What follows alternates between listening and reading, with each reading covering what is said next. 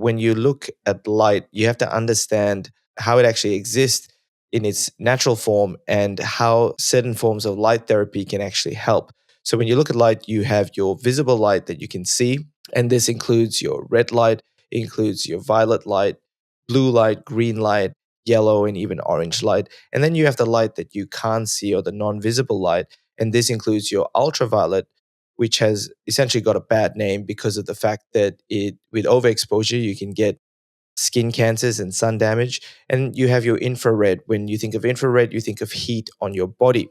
So basically, when you're looking at light, they essentially emit electromagnetic spectrum, which essentially involves wavelengths and energy. But to not get into the nitty gritty details, these different wavelengths is how the light is essentially broken down. And therefore, if you think of some wavelengths like red light, which has a very high wavelength and can mimic sunlight in its natural form. So when you look at light and as a divided into sort of visible and your non-visible light, what are the light forms that are actually not good for you? Now, the biggest thing that comes to mind is blue light. Now, blue light is emitted from your phones, from your iPad, your computer screens, your televisions, even from lights above you when you're at work, and even the fluorescent lights as well. And so, blue light is really the light you're trying to avoid. Now, green light can create a similar effect, but not to the extent of blue light. So, what is the problem with the blue light in the first place?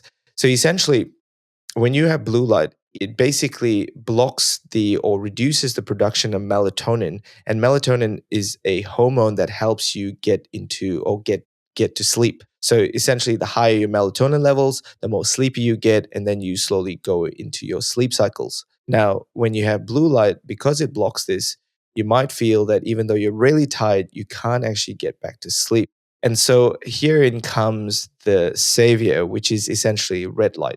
And as I mentioned earlier, red light has a high frequency and it mimics sunlight. So therefore, when you get red light, maybe even an hour before you sleep, you'll find that this essentially promotes melatonin production and you gradually get sleepy and you go into deep sleep.